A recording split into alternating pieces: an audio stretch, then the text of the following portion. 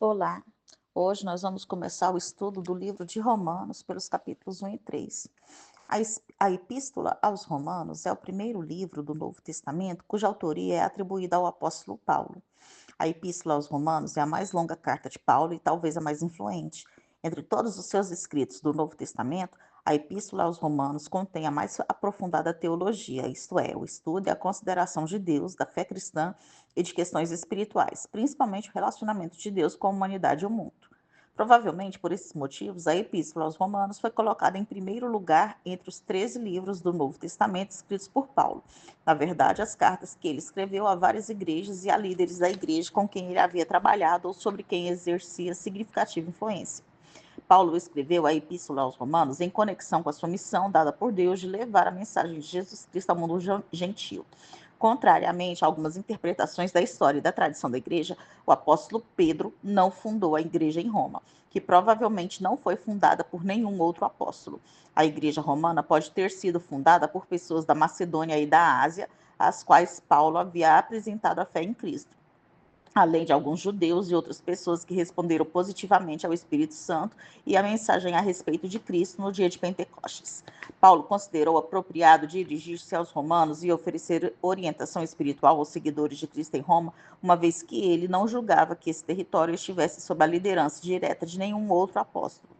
Na Epístola aos Romanos, Paulo assegura aos seguidores de Cristo em Roma que ele sempre planejava ir até eles e pregar a mensagem a respeito de Cristo nessa cidade. Paulo escreveu essa carta perto do final da sua terceira viagem missionária, quando estava em Corinto como hóspede na casa de Gaio. Quando ditou a sua mensagem aos romanos a seu assistente Tércio, Paulo planejava retornar a Jerusalém para o dia de Pentecostes. E imediatamente depois disso, Paulo tinha a esperança de levar a mensagem de Cristo até a Espanha, visitando a igreja em Roma no caminho e recebendo o auxílio dessa igreja para se dirigir ainda mais para o Ocidente. Paulo teve dois principais motivos para escrever a carta aos Romanos. Primeiro, aparentemente, os romanos haviam recebido rumores e boatos a respeito da mensagem de Paulo e do seu ensinamento a respeito de Deus. Assim, Paulo julgou necessário registrar por escrito a mensagem que vinha pregando durante 25 anos. Ele também pretendia corrigir alguns problemas na igreja que se originavam de atitudes erradas dos judeus com relação aos gentios e dos gentios com relação aos judeus. Essencialmente, nesta carta, Paulo expressa o poder da mensagem de Cristo de salvar as pessoas espiritualmente e conduzi-las a um relacionamento correto com Deus.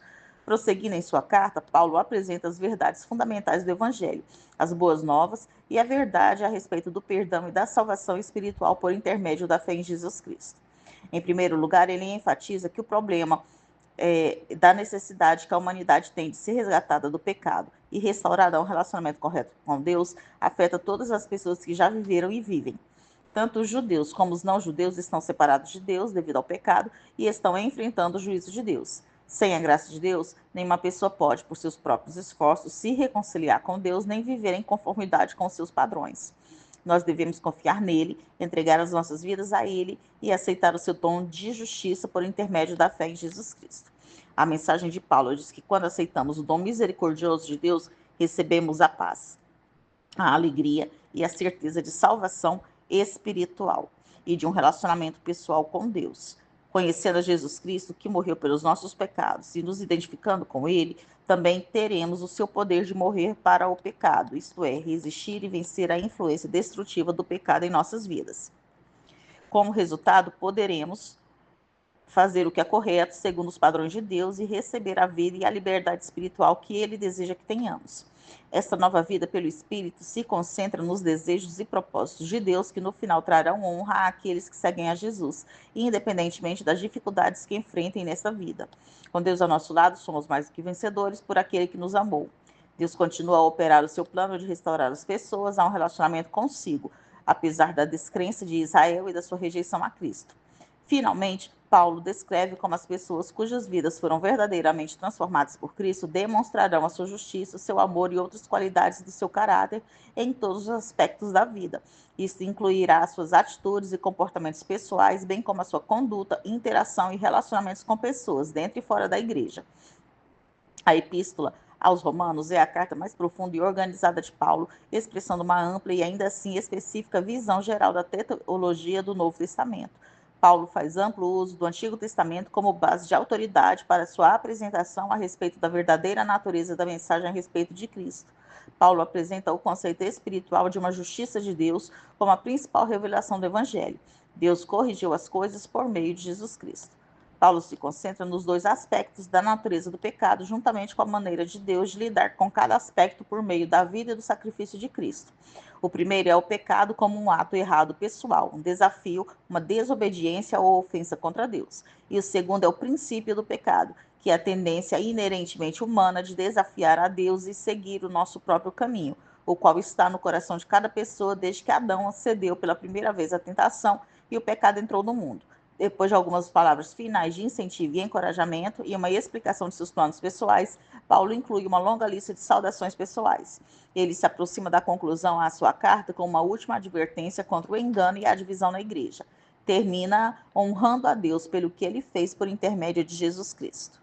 Agora vamos começar o estudo do capítulo 1, versículos 1 a 7 do capítulo 1. Paulo foi chamado para ser apóstolo quando Jesus apareceu a ele na estrada para Damasco. Paulo afirmou que Jesus Cristo é o Filho de Deus, o Messias prometido e o Senhor ressurreto. Paulo citou Jesus como descendente do rei Davi para enfatizar que nele se deu o cumprimento das profecias do Antigo Testamento que anunciavam que o Messias viria da linhagem davídica. Com essa declaração de fé, Paulo demonstrou seu conhecimento das Escrituras e sua concordância com os ensinamentos dos apóstolos de Jesus. A obediência da fé é melhor entendida como a fé que resulta em obediência. O ministério de Paulo procurava trazer todos os povos à obediência a Jesus e a seu Pai. Paulo diz que aqueles que se tornam cristãos foram convidados por Jesus Cristo a pertencer à família de Deus e tornar-se seu povo. Versículos 8 a 15. Era comum nas cartas antigas começar com uma oração. Paulo adotou a forma, mas suas orações nunca foram mera formalidade. Paulo se alegrava pelo fato de haver igrejas em residências na capital do Império Romano. Ele estava agradecido pela difusão da fé. Paulo orava continuamente em seu espírito pelos cristãos de Roma. Paulo tinha desejado ir a Roma, mas Deus estava no controle de todas as suas circunstâncias. Paulo tinha certeza que, por meio do seu ensino, ele levaria benefícios e bênçãos às igrejas nas residências de Roma. O dom espiritual aqui mencionado eram dons que os cristãos transmitiam uns aos outros. Paulo estava certo de que os cristãos romanos ministrariam a ele, pois cada parte do corpo de Cristo possui funções úteis em relação às outras partes. Paulo muitas vezes se propôs a ir ter aos romanos, mas esse intento ainda não se realizara, pois na misteriosa providência de Deus, a demora de Paulo em viajar para Roma o fez escrever esta epístola. Além disso, ele acabou indo a Roma como prisioneiro e passou 2 anos na cidade pregando o evangelho sem impedimento algum. Paulo ansiava cumprir sua obrigação porque tinha a expectativa de que Deus realizaria grandes coisas através do seu ministério. Versículos 16 e 17. Por serem poucos e não possuírem fama ou honra nos corredores romanos do poder e da influência, os cristãos poderiam ser tentados a se envergonhar da mensagem cristã. Porém, Paulo diz que não há motivo para se envergonhar, pois essa mensagem vem de fato com o poder de Deus que leva pessoas à salvação. Primeiro dos judeus, indicando a prioridade dos judeus na história da salvação e sua eleição como povo de Deus, e depois dos gregos, simbolizando todos os gentios. Paulo citou o texto em Abacuque 2, versículo 4. Talvez o profeta tenha entendido a ação de viver pela fé apenas no presente, nesta vida, mas Paulo ampliou o significado ao apontar para a vida eterna. Versículos 18 a 24. A ira de Deus se refere à sua ira pessoal contra o pecado. A ira de Deus não é egoísta nem arbitrária, antes representa sua santa e amorosa resposta à perversidade humana.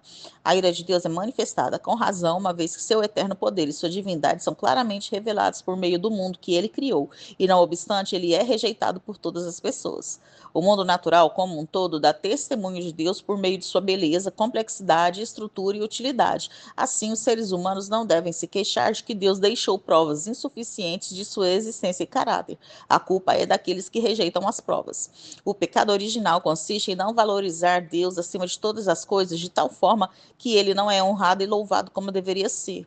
Os seres humanos são insensatos, não no sentido de serem intelectualmente fracos, e sim por rejeitarem o senhorio de Deus sobre suas vidas. Em virtude da obstinação humana, o conhecimento que as pessoas tinham de Deus ficou nublado, seu pensamento se obscureceu. Sem conexão com Deus, o centro do homem perde contato com a realidade, não compreende o propósito de sua existência e se torna ingrato. A entrega ao pecado é uma consequência da idolatria, a recusa em permitir que Deus seja o centro e a circunferência de toda a existência, de tal forma que, na prática, a criatura é exaltada sobre o Criador. Portanto, todos os pecados individuais são uma consequência de não se estimar e louvar a Deus como doador de todas as boas dádivas. Versículos 25 a 32. Paulo indica que todas as outras religiões estão baseadas em ideias falsas sobre o único Deus verdadeiro. Elas não são apenas diferentes caminhos que levam ao mesmo Deus, como alguns afirmam.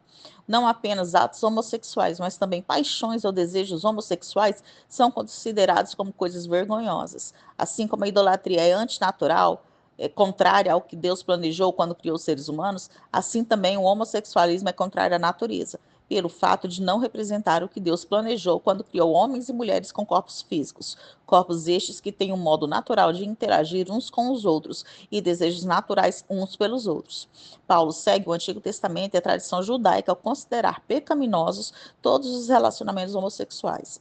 O relato da criação em Gênesis 1 e 2 revela o paradigma divino para os seres humanos, indicando que a vontade de Deus é que homem e mulher se unam em matrimônio.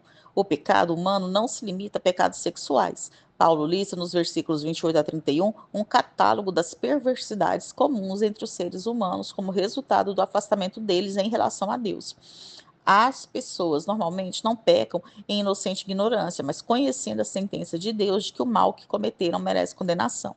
De fato, o mal vai ainda mais longe quando as pessoas aprovam e aplaudem outras pelo seu pecado.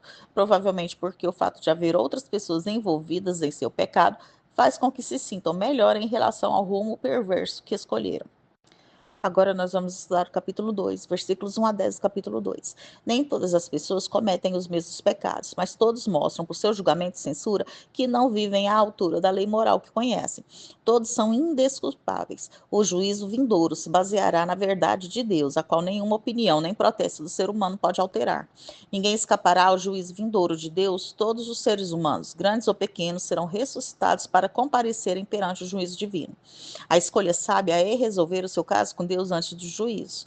A benignidade de Deus deve levar pessoas a se arrepender de seus pecados. Um coração brando e arrependido é necessário para evitar a ira de Deus no dia da ira, o juízo final. Tal arrependimento deveria se manifestar em confiança em Jesus Cristo para o perdão dos pecados.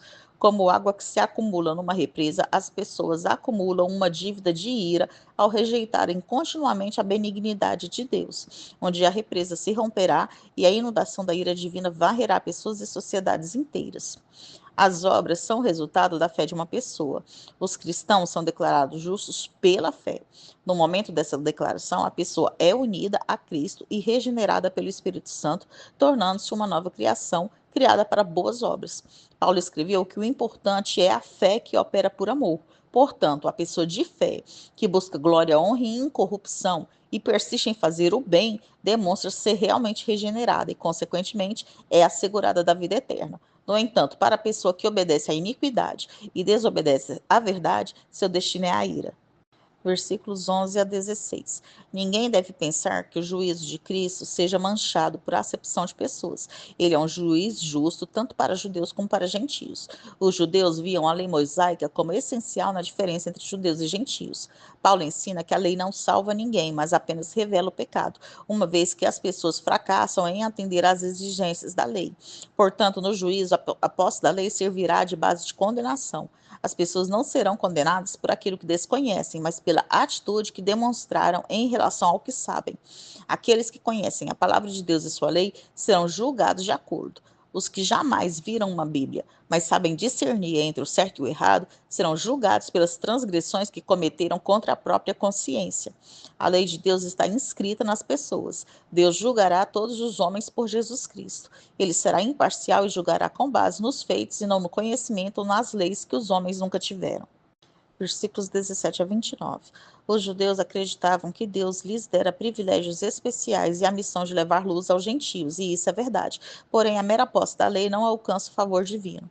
Paulo expôs a hipocrisia judaica. Ele fez isso com uma série de 5 perguntas retóricas que culpavam seu povo por falta de justiça essencial. Paulo não queria dizer que cada judeu comete todos esses pecados, mas que todos transgridem a lei e carecem de justiça para entrar na presença de Deus. Jesus ensinou que até mesmo adulterar no pensamento constitui violação da lei. Paulo sabia de sua própria experiência que seu coração estava cheio de cobiça e, consequentemente, de injustiça. Por sua violação da lei, os judeus foram exilados por Deus e, consequentemente, insultados pelos gentios. Isso desonrou a Deus, pois os judeus eram conhecidos como seu povo. No tempo de Paulo, os pecados dos judeus não levaram ao exílio, mas ainda levaram os gentios a desonrarem o Senhor Deus, a quem os pecaminosos judeus alegavam seguir. Os judeus estavam inclinados a crer que seriam poupados no juízo final em virtude de estarem circuncidados. A circuncisão era exigida de todos os judeus do sexo masculino para o ingresso na aliança e tida provavelmente, portanto, como uma forma de proteção da aliança. Paulo argumenta, porém, que aqueles que violaram a lei são considerados diante de Deus como incircuncisos. Em outras palavras, estes estão fora da aliança e, consequentemente, destinados ao juízo. A circuncisão teria valor para a salvação se os circuncisos praticassem a lei perfeitamente, mas ninguém consegue fazer isso. Por outro lado, uma pessoa incircuncisa que guarda as normas morais da lei será considerada como circuncisa, isto é, como um membro do povo da aliança. Em flagrante contraste com as crenças judaicas de sua época, Paulo afirma que a verdadeira condição de judeu e a genuína circuncisão não são questões étnicas ou físicas. A verdadeira condição de judeu e a verdadeira circuncisão são questões do coração. A lei é descrita como letra porque não consegue transformar e realmente não transforma ninguém. A referência a espírito pode ser a obra do espírito, demonstrando que a obediência é resultado da obra do espírito. Assim, não é a obediência dos não regenerados que está em vista, e sim a obediência daqueles que, pela obra de convencimento do Espírito Santo, se arrependeram de seu duro coração, receberam o Espírito Santo e são capacitados por ele a viver uma nova vida caracterizada pela obediência a Deus.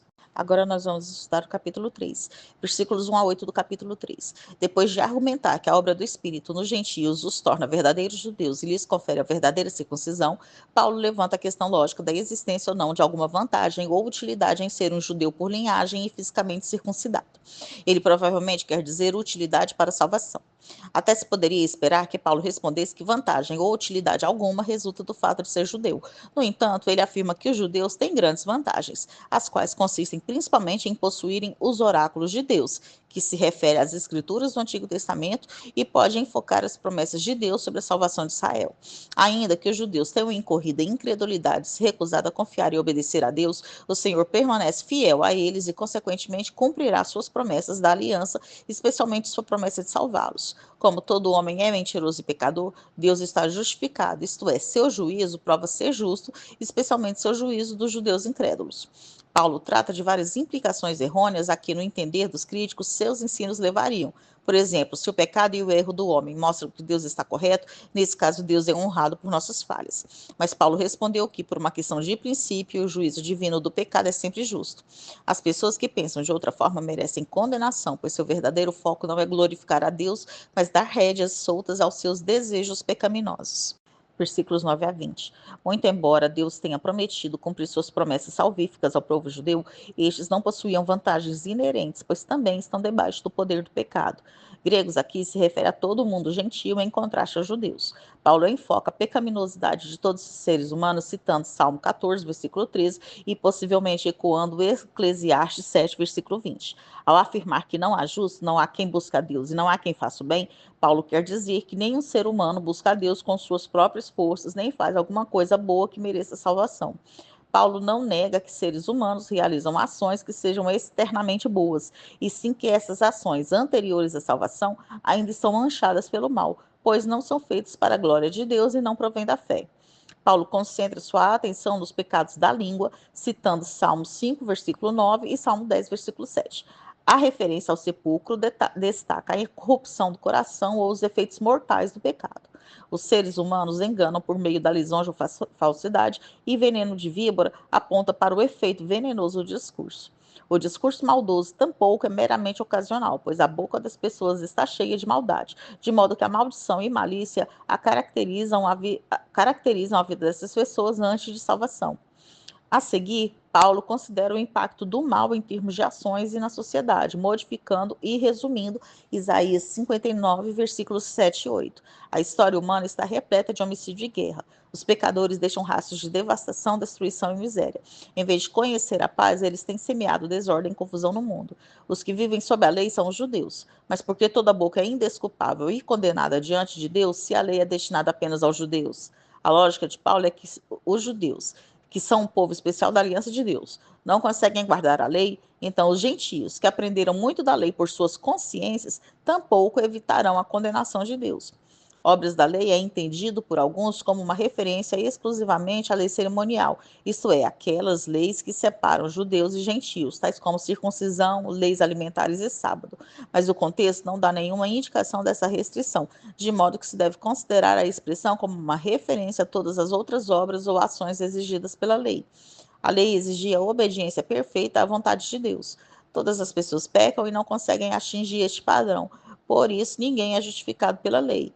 Justificado é um termo legal e indica que ninguém será declarado justo por Deus, que é o juiz divino em virtude de sua própria bondade, pois todos violam e ninguém cumpre as exigências de Deus. Versículos 21 a 31. A justiça de Deus se manifestou no período da história da salvação, inaugurando com a morte e ressurreição de Jesus Cristo. Aqui no capítulo 3, justiça de Deus se refere ao caráter moralmente justo de Deus, que fica evidente em sua ação salvífica, pela qual os seres humanos podem estar em uma posição favorável diante de Deus, o juiz divino. Essa justiça foi revelada sem lei, o que significa que ela não está baseada na obediência humana às obras da lei. Paulo também pode ter a intenção de dizer que ela não está baseada na aliança do Sinai. Muito embora seja sem lei, a justiça de Deus é testemunhada pela lei e pelos profetas. Em outras palavras, as escrituras do Antigo Testamento profetizaram este modo de salvação. Ninguém pode alegar que tem direito a essa justiça com base em sua própria obediência, pois todas as pessoas pecaram e estão muito aquém do que Deus exige. Portanto, todos são justificados somente pela graça de Deus por meio do sacrifício de Jesus. O sangue de Jesus propiciou, satisfez a ira de Deus, de modo que sua santidade não foi comprometida ao perdoar pecadores. A justa ira de Deus precisava ser apaziguada antes que o pecado fosse perdoado, e Deus, em seu amor, enviou seu Filho para satisfazer a santa ira de Deus contra o pecado. Deus demonstrou sua justiça, que aqui se refere especialmente à santidade e retidão. Na cruz de Cristo, Deus mostrou ser justo, mas também o justificador e salvador de todos os que confiam em Jesus. Visto que a salvação é realizada por meio da morte expiatória de Cristo, todo orgulho humano é excluído. Se a justiça vem pelas obras, então os seres humanos podem se orgulhar do que têm feito, mas como a salvação é pela fé, ninguém pode se gloriar diante de Deus. A justificação pela fé não anula a lei, antes a confirma. Isto é, a própria lei em si aponta para o fato de que a obediência humana à lei não consegue salvar o que a justiça somente pode ser alcançada pela fé em Cristo.